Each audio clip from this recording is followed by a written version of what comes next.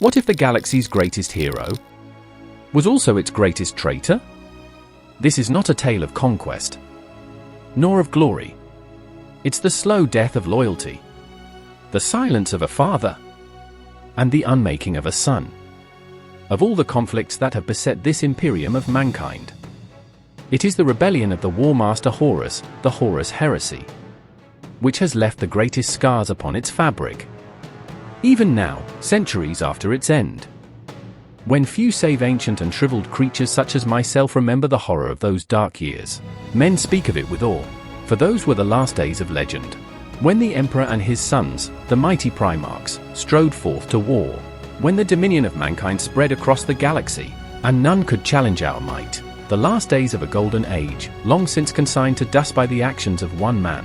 It is the curse of history, that few care to remember other than those fragments that exalt them, to relive those glory days endlessly, while the present crumbles about them. Final Testament of Sulam Ray, Historiarch of the Imperial Court.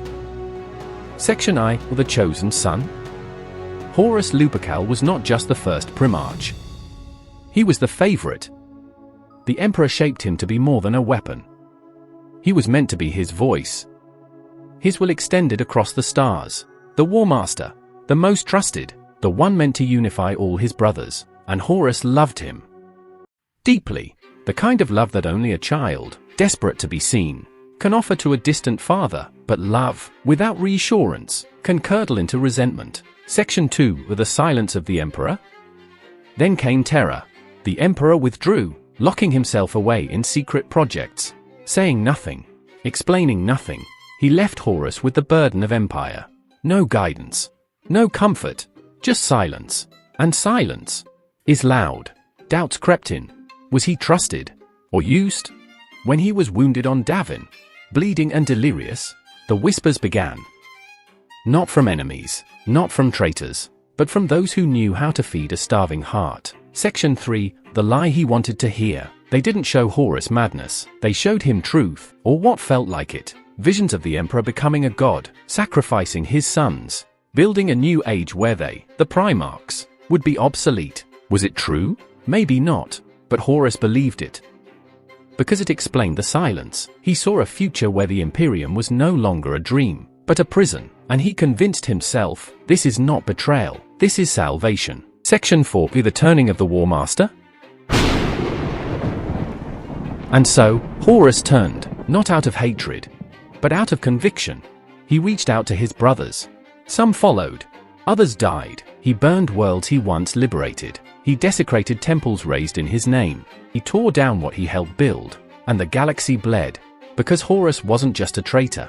He was a believer, a crusader for a cause born from love warped into pain. Section V, the final confrontation. On the bridge of the vengeful spirit, the Emperor stood before his son. Not as a god. Not as a tyrant. Just a father. And Horus, for a moment, hesitated. The corruption cracked. The boy remembered. But love can't undo a galaxy of fire. In the end, the Emperor struck him down. Body, soul, erased. Because he had to. Not in hate, but in grief. Ending the ghost that remains. And so, Horus died. But his echo never faded. In every rebellion, every betrayal, every falling star that once swore loyalty, there is Horus. Because the heresy was never just a war. It was a wound.